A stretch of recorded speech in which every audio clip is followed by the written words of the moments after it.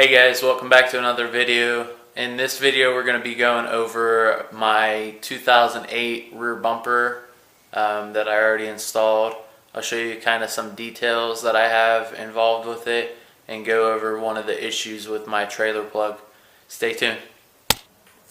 So here's my 2008 rear bumper that I swapped on here.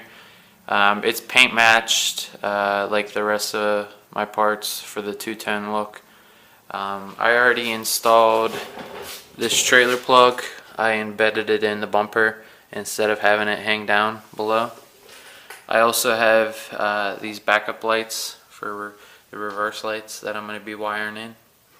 But one of my issues was the previous owner of my truck did not have the relay for the trailer battery charging port.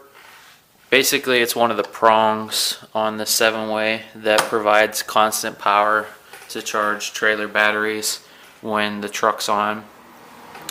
And I kind of did some research online and found out that you can get one of these relays here. This is the relay I got from O'Reilly's. There's the part number there. It's 88069 and it's a 5-pin relay. I already tested it out and it works.